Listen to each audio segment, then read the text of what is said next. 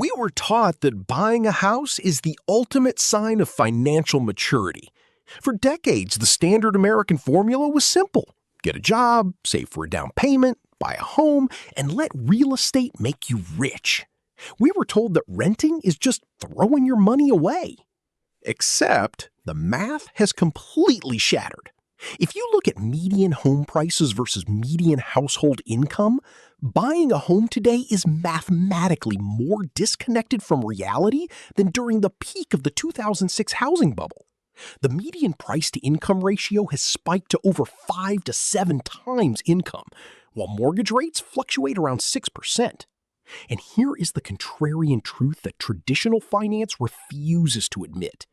In today's market, buying a house might not be your path to wealth. It might actually be a financial trap. Today, we are breaking down why housing prices are so high, the hidden costs that crush new buyers, and the alternative playbook smart investors are using to build more wealth without a 30-year mortgage. Let's craft your wealth together. Welcome back to Teddy's Wealthcraft. Let's look at the raw numbers. Why did housing become so impossibly expensive? The standard answer is mortgage rates and inventory. Over 70% of current homeowners are locked into sub-4% mortgages from years ago and refuse to sell, creating an artificial supply drought. Meanwhile, builders underbuilt entry-level starter homes for over a decade. Because supply is choked, prices remain near all-time highs.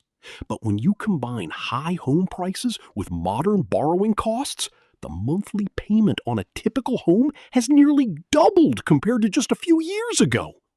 This created an unprecedented phenomenon, the price-to-rent disconnect. In the majority of major metropolitan areas, renting the exact same single-family home or apartment is hundreds, and in some cities over $1,000 cheaper per month than buying it. Think about that. For the first time in modern history, the monthly cost gap between owning and renting is massive. Yet people still feel guilty for renting because of the old myth that rent is wasted money. Let's dismantle that myth right now. When you rent, your monthly rent check is the maximum amount you will pay for housing that month. When you own a home, your monthly mortgage is the absolute minimum you will pay. Most people only compare the principal and interest on a mortgage to their rent check. They completely ignore the unrecoverable costs of homeownership. First, property taxes. Following nationwide price appreciation, tax reassessments are hitting homeowners with double-digit tax hikes. Second, insurance premiums.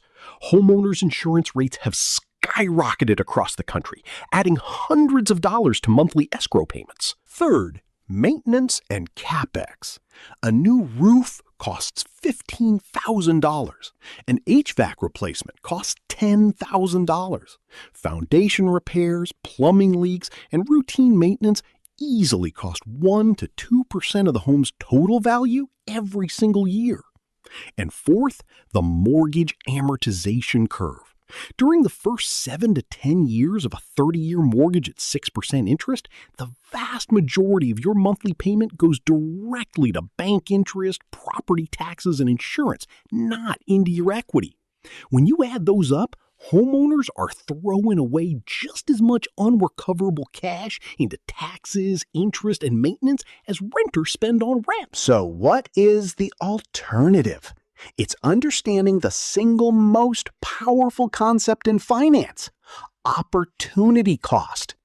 To buy a median-priced home today, you need to lock up $60,000, $80,000, or even $100,000 in cash for a down payment and closing costs. Once that cash is in the walls of your house, it is completely illiquid.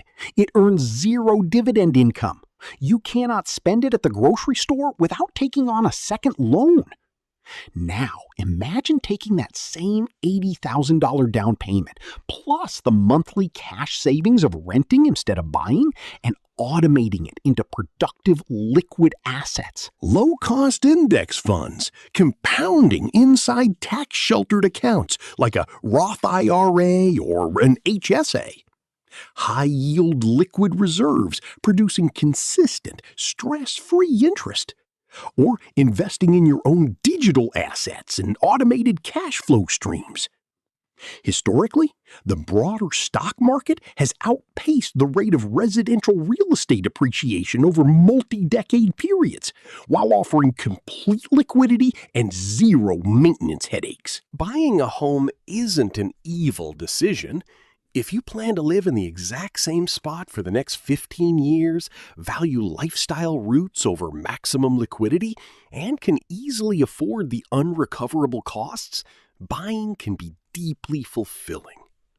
But if you are buying simply because you feel pressure from society or because you think it's the only way to build wealth, stop playing by an outdated rule book. Renting is not failure. Renting is financial flexibility.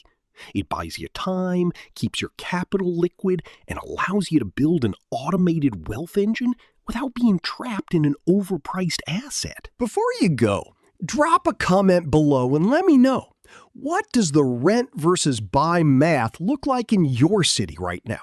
Are you planning to buy or stay in liquid?